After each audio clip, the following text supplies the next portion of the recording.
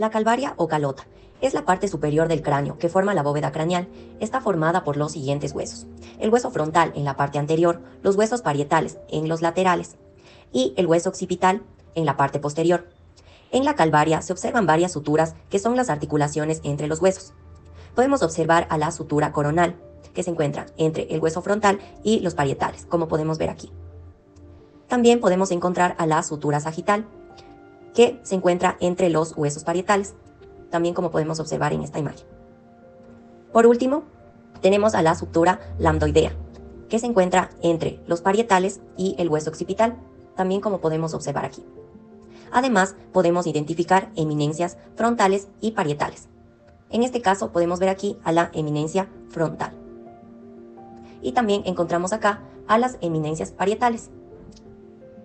Por último, podemos observar a la protuberancia occipital externa, que está situada en la parte posterior del cráneo, como podemos ver acá.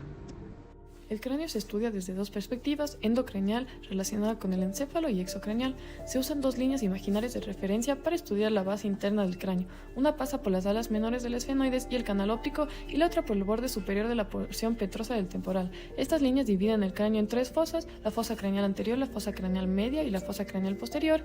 La fosa craneal anterior tiene una línea media en donde encontramos el foramen ciego, que da paso a una prolongación de la dura madre, y la lámina cribosa, que permite el paso del nervio flatorio.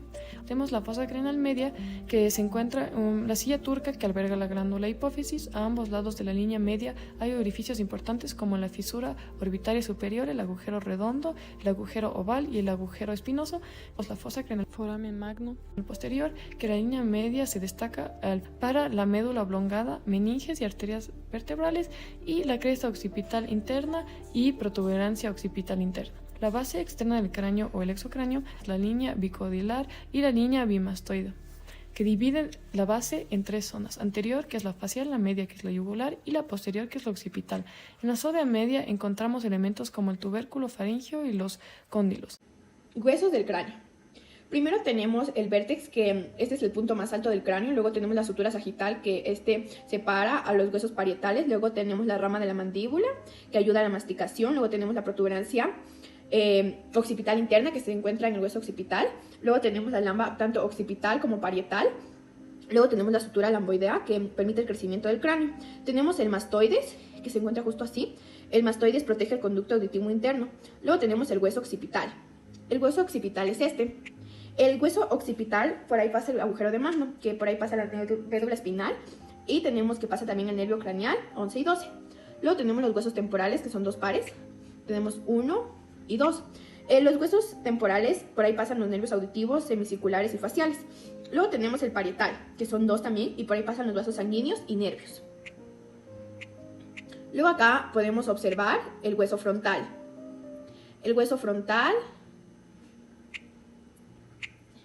Y por acá podemos observar el esfenoides, que podemos ver que es como alas de murciélago. Y luego tenemos el etmoides. Y por último vamos a observar en la parte de acá debajo el hueso palatino. El palatino separa tanto la cavidad nasal de la bucal. El viscerocráneo o esqueleto facial es la parte del cráneo donde se alojan los órganos de los sentidos y sirve de apoyo para los de masticación.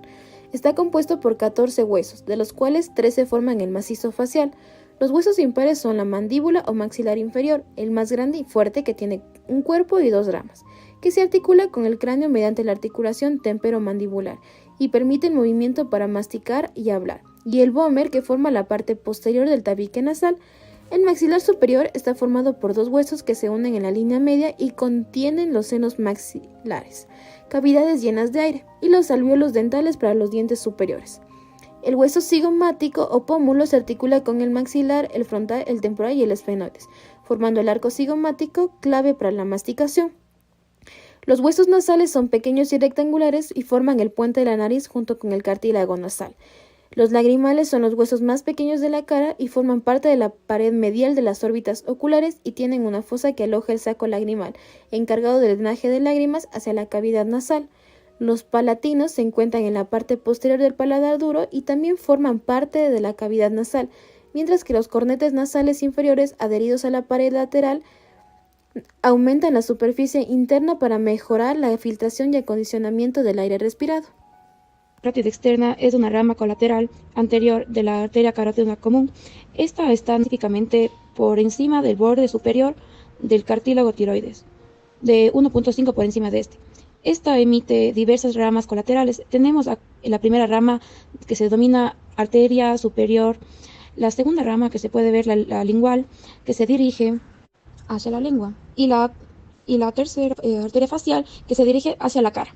En su porción inferior tenemos acá la arteria que está ubicada entre la carótida externa y la carótida interna, que se denomina la arteria faríngea ascendente. Luego tenemos otra arteria que es la arteria occipital, y por último la arteria auricular posterior. Estas son las ramas colaterales, mientras que las ramas terminales se encuentran ubicadas en el espesor de las glándulas parótidas. Estas son las arterias maxilar profundas y la arteria superficial.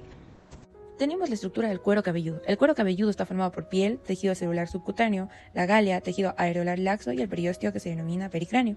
En el tejido celular subcutáneo encontramos las estructuras vasculares, nerviosas y linfáticas. La galea corresponde al tejido fibroso adyacente al músculo frontooccipital y al sistema músculo aponeurótico superficial. El pericráneo cubre la tabla externa del cráneo y se fusiona en dirección lateral con la aponeurosis temporal profunda.